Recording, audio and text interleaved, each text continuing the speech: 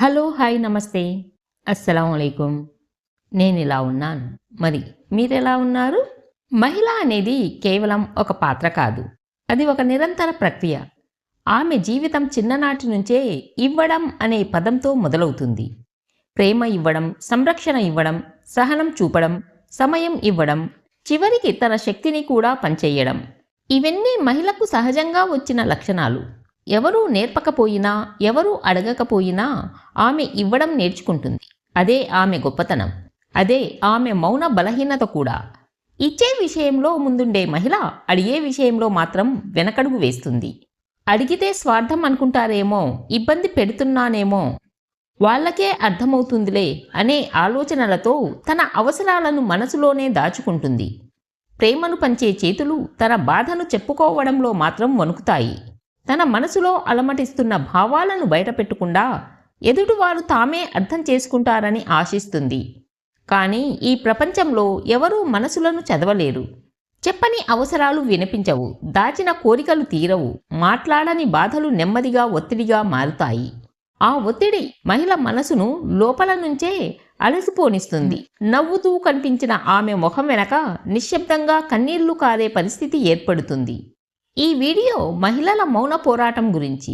ఇవ్వడమే జీవితం అనుకున్న ఆమె అడగడం కూడా తన హక్కే అని ఎప్పుడు ఎలా తెలుసుకోవాలో చెప్పే ప్రయత్నం.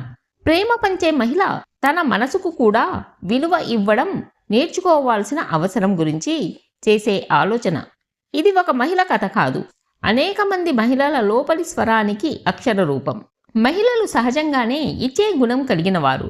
ప్రేమను, సమయాన్ని, శక్తిని ఎవరూ అడగకపోయినా పంచేస్తారు. కుటుంబం కోసం, పిల్లల కోసం, సంబంధాల కోసం తన అవసరాలను పక్కన పెట్టి ముందుకు సాగుతారు.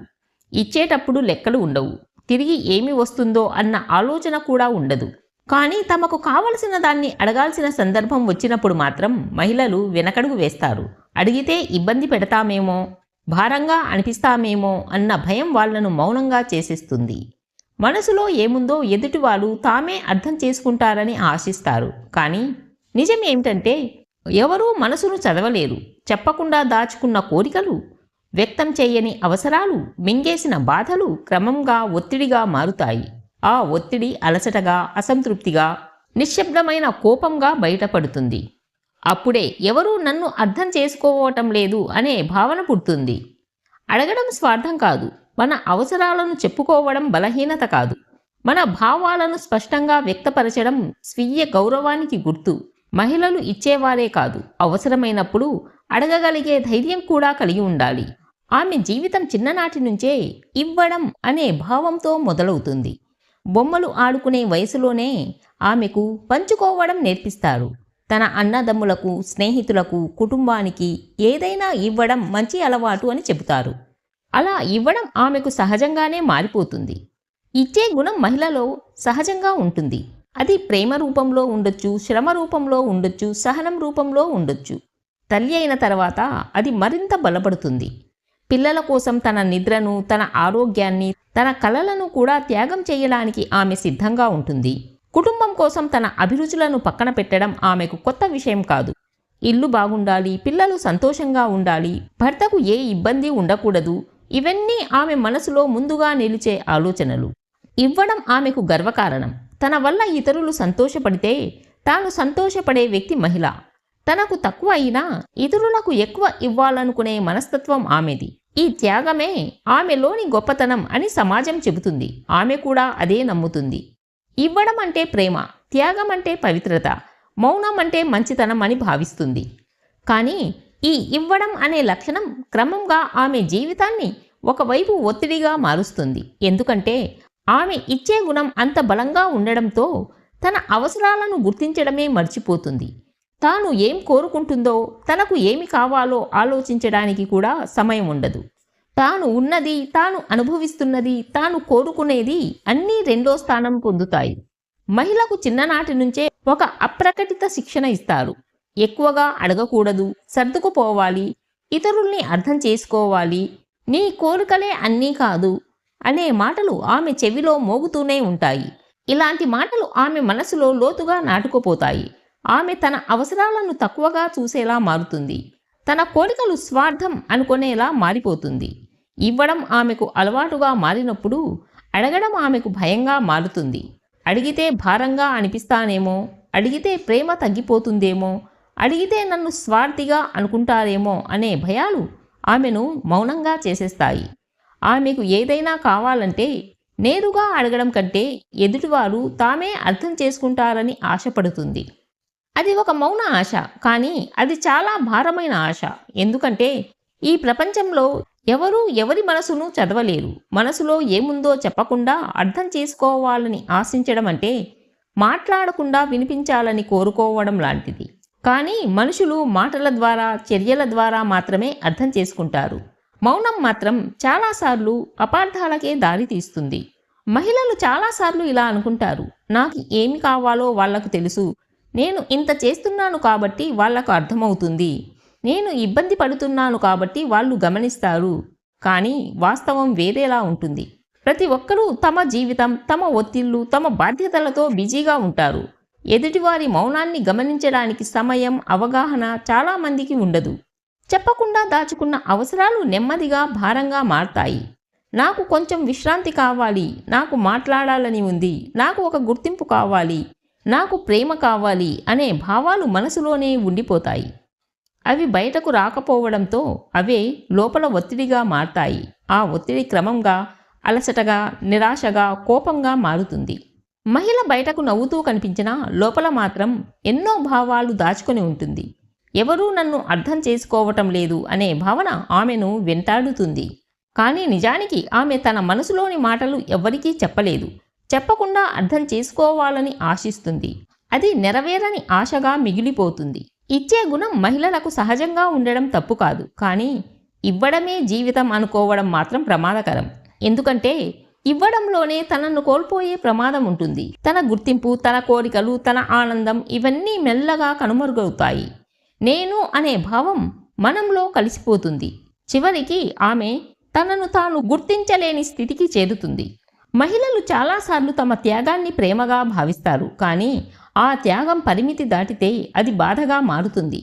ప్రేమగా ఇచ్చిన సమయం, శక్తి, భావాలు తిరిగి గుర్తింపుగా, గౌరవంగా రాకపోతే ఆమె మనసులో ఖాళీ ఏర్పడుతుంది. ఆ ఖాళీని మాటలతో నింపలేక కన్నీళ్లతో నింపుకుంటుంది. ఇవ్వడం ఒక కళ, కానీ అడగడం కూడా ఒక హక్కు. ఈ హక్కు మహిళలకు కూడా ఉంది. కానీ ఈ హక్కును వినియోగించుకోవడానికి ఆమెకు ధైర్యం కావాలి. ఆ ధైర్యం ఆమెకు చిన్ననాటి నుంచే నేర్పించలేదు. ఇవ్వడం నేర్చుకో, సర్దుకుపోవడం నేర్చుకో, నిశ్శబ్దంగా ఉండడం నేర్చుకో అని మాత్రమే నేర్పించారు. అడగడం నేర్చుకో, నీ అవసరాలను చెప్పుకో, నీ భావాలను వ్యక్తపరచు అని ఎవరూ నేర్పలేదు. ఈ లోటు మహిళల జీవితంలో పెద్ద ప్రభావం చూపుతుంది. ఇచ్చే గుణం ఆమెను గొప్పగా చేస్తుంది. కానీ అదే గుణం ఆమెను అలసిపోయేలా చేస్తుంది. ఇవ్వడమే జీవితం అనుకున్న ఆమె అడగడం కూడా జీవితంలో భాగమే అని తెలుసుకునే వరకు చాలా దూరం ప్రయాణించాలి. మహిళ అడగలేకపోవడం ఆమె బలహీనత కాదు, అది ఆమెకు నేర్పించిన ఒక మౌన శిక్షణ ఫలితం. చిన్ననాటి నుంచే ఆమెకు తెలియకుండానే ఒక నియమావళి తయారవుతుంది. ఆ నియమాల్లో అడగకూడదు అనే నియమం అత్యంత ముఖ్యమైనది. ఆడపిల్ల ఎక్కువగా మాట్లాడకూడదు, ఎక్కువగా కోరుకోకూడదు, తన అవసరాలను ముందుకు తేకూడదు అనే భావన ఆమె మనసులో నాటుకుపోతుంది. ఇంట్లోనూ బయట సమాజంలోనూ ఆమెకు ఒకే సందేశం ఇస్తారు. మంచి అమ్మాయి అంటే సర్దుకుపోయే అమ్మాయి. తనకు నచ్చని పరిస్థితుల్లోనూ మౌనంగా ఉండగలగడం, తన బాధను బయట పెట్టకుండా మింగేయడం, తన కోరికలను పక్కన పెట్టడం, ఇవన్నీ మంచితనంగా చూపిస్తారు.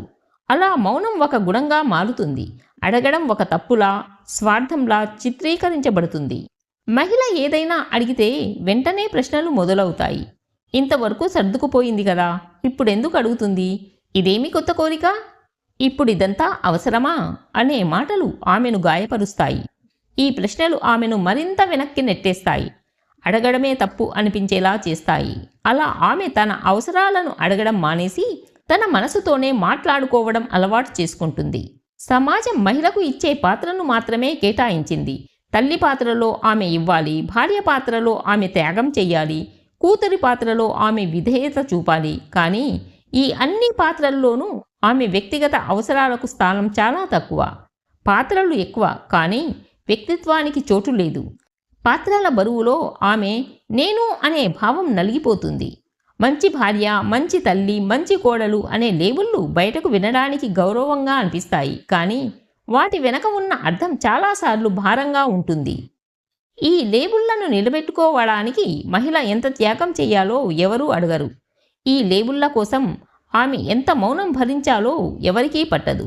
ఆమె చేసే సేవను సహజంగా తీసుకుంటారు, కానీ ఆమె అడిగే ఒక్క మాటను మాత్రం అతిశయంగా చూస్తారు. మహిళలు ఎందుకు నేరుగా అడగరు అనే ప్రశ్న చాలాసార్లు వినిపిస్తుంది, కానీ అసలు ప్రశ్న ఆమె ఎందుకు అడగలేనట్టు తయారైంది. ఆమె అడిగినప్పుడు ఏం జరిగిందో ఆమె అనుభవమే దీనికి సమాధానం. చాలాసార్లు ఆమె అడిగిన అవసరాలను చిన్నచూపు చూస్తారు. ఇదేంటి పెద్ద విషయం అని తేలికగా తీసుకుంటారు. ఆ తేలిక చూపే వైఖరే ఆమెను మౌనంగా మారుస్తుంది. మహిళలు తన అవసరాలను అడగడం మానేసి సూచనల రూపంలో చెప్పడానికి ప్రయత్నిస్తారు. మాటల్లో కాకుండా పనుల్లో చూపిస్తారు. అలసిపోయినా విశ్రాంతి అడగరు, కానీ మౌనంగా పనిచేస్తూనే ఉంటారు. బాధ ఉన్నా మాట్లాడరు, కానీ నిద్రలేని కళ్ళతో నవ్వుతారు. ఇది కూడా ఒక రకమైన అడగడమే, కానీ ఈ అడగడం చాలామందికి కనిపించదు. ఎందుకంటే సమాజం మహిళ మౌనాన్ని చదవడం నేర్చుకోలేదు, చదవాల్సిన బాధ్యత కూడా తీసుకోలేదు. ఆమె మాట్లాడితే ఎక్కువ మాట్లాడుతుంది అంటారు, ఆమె మాట్లాడకపోతే ఎంత మంచిదో అంటారు. ఈ రెండింటి మధ్య ఆమె నిజమైన భావాలకు చోటు ఉండదు. ఆమె మాట్లాడే ధైర్యం కోల్పోతుంది. మౌనమే సురక్షితం అనిపిస్తుంది. ఈ మౌనం ఒక్క రోజులో ఏర్పడదు, అది సంవత్సరాలుగా కూడబడిన అనుభవాల ఫలితం. ప్రతిసారి అడిగినప్పుడు ఎదురైన నిర్లక్ష్యం, ప్రతిసారి మాట్లాడినప్పుడు వచ్చిన అపార్థం, ప్రతిసారి తన భావాల్ని తక్కువ చేసిన తీరు, ఇవన్నీ ఆమెను లోపల నుంచే మూసేస్తాయి. ఆమె తన మనసుకు తాళం వేసుకుంటుంది, కానీ ఈ తాళం వేసిన మనసు లోపల ఒత్తిడి పెరుగుతూనే ఉంటుంది. అడగనే అవసరాలు నెమ్మదిగా భారంగా మారతాయి. ఆ భారమే ఆమెను అలసటకు గురిచేస్తుంది. ఆమెకు ఎందుకో చిరాకు, అసహనం పెరుగుతుంది. చిన్న విషయాలకే కోపం వస్తుంది. అప్పుడు సమాజం మరో లేబుల్ అంటిస్తుంది, మూడీ, అసంతృప్తి, నెగిటివ్ క్యారెక్టర్ అని. కానీ ఆ కోపానికి మూలం ఏమిటో ఎవరూ ఆలోచించరు. అది సంవత్సరాల మౌనానికి వచ్చిన ప్రతిస్పందన, చెప్పుకోలేని అవసరాల వేదన, అడగలేని మనసు చేసే పోరాటం. మహిళ తన బాధను మాటల్లో చెప్పకపోతే అది ప్రవర్తనలో బయటపడుతుంది. అప్పుడు ఆమెనే తప్పుపడతారు. మహిళ మౌనంగా ఉండడం ఆమె బలమని కాదు, అది ఆమెకు మిగిలిన ఏకైక మార్గం. కానీ ఈ మార్గం ఆమెను నెమ్మదిగా ఒంటరిగా చేసేస్తుంది. తన బాధ తనకే భారంగా మారుతుంది. ఆమె చుట్టూ ఉన్న వాళ్లతో కూడా ఆమెకు దూరం పెరుగుతుంది. ఎందుకంటే మాట్లాడని మనసు అర్థం కాని మనసుగా మారుతుంది. అడగడం నేర్చుకోకపోతే మహిళ తన జీవితంలో ఒక కీలక భాగాన్ని కోల్పోతుంది. తన అవసరాలను గుర్తించడమే కాదు, వాటికి విలువ ఇవ్వడాన్ని కూడా మర్చిపోతుంది. నాకు ఇది కావాలి అని అనుకోవడానికే ఆమెకు అపరాధ భావన కలుగుతుంది. అలా ఆమె తన జీవితాన్ని ఇతరుల సౌకర్యాలకు అంకితం చేస్తూ తన అసౌకర్యాలను సాధారణం చేసుకుంటుంది. మహిళలు అడగకపోవడం సహజం కాదు, అది నేర్పించబడని అలవాటు. ఆ అలవాట్లను మార్చుకోవాలంటే ముందుగా ఈ మౌనాన్ని గుర్తించాలి. ఈ మౌనానికి కారణాలను అర్థం చేసుకోవాలి. అప్పుడే అడగడం తప్పు కాదు అనే ఆలోచన మొదలవుతుంది. మహిళ తన అవసరాలను చెప్పుకోవడం మొదట చిన్న విషయంలా అనిపిస్తుంది. ఇప్పుడే చెప్పకపోయినా పర్వాలేదు, తర్వాత చూసుకుందాం, ఇది అంత పెద్ద విషయం కాదు అని తన మనసును తానే నమ్మించుకుంటుంది. కానీ ఈ చిన్నగా అనిపించిన అవసరాలే కాలక్రమేణా పెద్ద భారంగా మారతాయి. ఒక్కోసారి మౌనంగా మింగేసిన కోరిక, ఒక్కోసారి చెప్పకుండా దాచుకున్న బాధ, ఇవన్నీ కలిసే ఒక పెద్ద ఒత్తిడిగా రూపాంతరం చెందుతాయి. చెప్పని అవసరాలు మనసులో పేరుకుపోతాయి. అవి బయటకు రావడానికి మాటలు దొరకకపోయినా లోపల మాత్రం అవి నిశ్శబ్దంగా అరుస్తూనే ఉంటాయి. నాకు విశ్రాంతి కావాలి, నాకు మాట్లాడాలని ఉంది, నాకు కూడా గుర్తింపు కావాలి, నన్ను ఒక మనిషిగా చూడండి అని. ఈ మాటలు బయటకు వినిపించవు, కానీ మనసులో మాత్రం ప్రతిరోజు మారుమ్రోగుతూనే ఉంటాయి. ఒత్తిడి అంటే ఒక్కసారిగా వచ్చే భావం కాదు, అది నెమ్మదిగా పెరుగుతుంది. రోజు కొద్ది కొద్దిగా ఇంటి పనులు, బాధ్యతలు, సంబంధాలు అన్నింటినీ సమర్థవంతంగా నిర్వహిస్తున్నట్లు కనిపించిన మహిళ లోపల మాత్రం తనను తాను మోయలేని స్థితికి చేరుతుంది. బయటకు బలంగా కనిపించాలనే ఒత్తిడి ఆమెను మరింత ఒంటరిగా చేస్తుంది. ఎందుకంటే నాకు కష్టం అని చెప్పడానికి ఆమెకు అలవాటు ఉండదు. ఇలాంటి ఒత్తిడి మొదట శారీరక అలసటగా బయటపడుతుంది. నిద్ర సరిపోకపోవడం, తలనొప్పులు, శరీరం నిస్సత్తువగా అనిపించడం, ఇవన్నీ సాధారణంగా అనిపిస్తాయి. కానీ ఈ శారీరక లక్షణాల వెనుక ఉన్న అసలు కారణం మానసిక అలసట. చెప్పుకోలేని భావాల భారమే ఈ అలసటకు మూలం. అయినా మహిళ దాన్ని పట్టించుకోదు. ఇది అందరికీ ఉంటుంది అని తేలికగా తీసుకుంటుంది. క్రమంగా ఈ ఒత్తిడి భావోద్వేగాలపై ప్రభావం చూపుతుంది. చిన్న విషయాలకే చిరాకు పడడం, అనవసరంగా కోపం పెరగడం, ఎవరైనా మాట్లాడితే బాధపడడం ఇవన్నీ మొదలవుతాయి. అప్పుడు చుట్టూ ఉన్న వాళ్ళు ఏమైంది, ఇలా ఎందుకు మారిపోయింది అని ఆశ్చర్యపడతారు. కానీ ఆమె మారలేదు. ఆమె లోపల చాలా కాలంగా జరుగుతున్న పోరాటం ఇప్పుడు బయటకు కనిపించడం మొదలైంది అంతే. మహిళ చాలాసార్లు తన ఒత్తిడిని అర్థం చేసుకోలేకపోతుంది. నాకు అన్నీ ఉన్నాయి కదా, అయినా ఎందుకు ఇలా అనిపిస్తుంది అని తనను తానే ప్రశ్నించుకుంటుంది. ఈ ప్రశ్నే ఆమెకు అపరాధ భావన కలిగిస్తుంది. తన బాధకు కూడా కారణం వెతకాల్సిన పరిస్థితి, తాను బాధపడే హక్కు కూడా లేదేమో అన్న భావన ఆమెను మరింత మౌనంగా చేసేస్తుంది. చెప్పని అవసరాలు సంబంధాలపై కూడా ప్రభావం చూపుతాయి. ఆమె తన బాధను చెప్పుకోకపోవడంతో ఎదుటివారికి ఆమె అసంతృప్తి అర్థం కాదు. అర్థం కాని మౌనం అపార్థాలకు దారితీస్తుంది. ఆమెకు ఎవరూ నన్ను అర్థం చేసుకోవటం లేదు అనే భావన పెరుగుతుంది. ఎదుటివారికి మాత్రం ఆమె ఎప్పుడూ అసంతృప్తిగా ఉంటుంది అనే భావన కలుగుతుంది. ఈ రెండు భావాల మధ్య దూరం పెరుగుతుంది. మహిళ మాట్లాడకుండా దాచుకున్న బాధలు ఒక్క రోజులో ఒక్కసారిగా బయటపడతాయి. అది కన్నీళ్ల రూపంలో కావచ్చు, కోపం రూపంలో కావచ్చు, లేదా పూర్తిగా మౌనంగా మారిపోవడం రూపంలో కావచ్చు. అప్పుడు అందరికీ ఆశ్చర్యం, ఇంతకాలం బాగానే ఉంది కదా, ఇప్పుడు ఏమైంది అని అడుగుతారు. కానీ నిజం ఏమిటంటే ఆమె ఇంతకాలం బాగానే లేదు. ఆమె ఇంతకాలం మౌనంగా ఉంది. ఈ ఒత్తిడి మహిళ స్వీయ విలువను కూడా దెబ్బతీస్తుంది. తన అవసరాలను తానే తక్కువగా చూడడం అలవాటు కావడంతో ఆమె తనను తాను చిన్నగా భావించడం మొదలు పెడుతుంది. నా కోరికలు అవసరం లేనివి, నా భావాలు ఎవరికీ ముఖ్యం కావు అనే ఆలోచనలు ఆమె మనస్సులో స్థిరపడతాయి. ఈ ఆలోచనలు ఆమెను లోపల నుంచే బలహీనంగా మారుస్తాయి. మహిళ ఇచ్చే గుణం వల్ల అందరూ ఆమెపై ఆధారపడతారు. కానీ ఆమె ఒత్తిడిని మాత్రం ఎవరూ మోయరు. ఈ ఒంటరితనమే ఆమెకు పెద్ద శిక్ష. మాట్లాడితే భారంగా అనిపిస్తానేమో అనే భయం, మాట్లాడకపోతే లోపల కుంగిపోవడం, ఈ రెండింటి మధ్య ఆమె చిక్కుకుపోతుంది. చెప్పని అవసరాలు చివరికి మహిళను తనకు తానే దూరం చేస్తాయి. ఆమెకు తాను ఏం కోరుకుంటుందో కూడా అర్థం కాకపోవచ్చు. ఎందుకంటే చాలా కాలంగా ఆమె తన కోరికలను అణచివేసింది. తన అవసరాలను గుర్తించడమే ఒక పెద్ద పని అవుతుంది. ఈ స్థితి చాలా ప్రమాదకరం. ఎందుకంటే తనను తాను అర్థం చేసుకోలేని మనిషి ఇతరులతోనూ ఆరోగ్యకరమైన సంబంధాలు పెట్టుకోలేరు. ఒత్తిడి ఒక్క రోజులో పుట్టదు. అది చెప్పని అవసరాల పొరలతో తయారవుతుంది. ప్రతి మౌనానికి ఒక ధర ఉంటుంది. మహిళ ఆ ధరను చాలా కాలంగా చెల్లిస్తుంది. తన శాంతితో, తన ఆరోగ్యంతో, తన ఆనందంతో. ఈ ఒత్తిడి తగ్గాలంటే మొదట మహిళ తన అవసరాలను గుర్తించాలి. అవి చిన్నవైనా పెద్దవైనా వాటికి విలువ ఇవ్వాలి. చెప్పుకోవడం తప్పు కాదు అని తన మనసుకు తానే చెప్పుకోవాలి.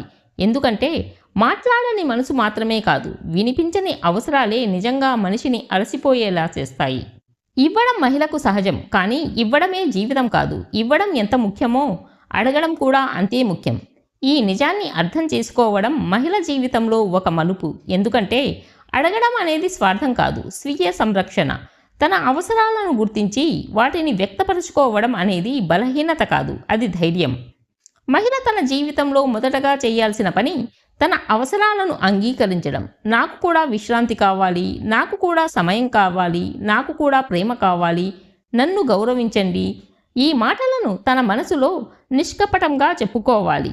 అవసరాలను అంగీకరించకుండా వాటిని చెప్పుకోవడం సాధ్యం కాదు. తన కోరికలకు విలువ ఇవ్వడం మొదలైన రోజే మార్పు మొదలవుతుంది. అడగడం అంటే గొడవ పెట్టుకోవడం కాదు. ఆరోగ్యకరంగా అడగడం అంటే స్పష్టంగా, శాంతిగా, నిజాయితీగా మాట్లాడడం.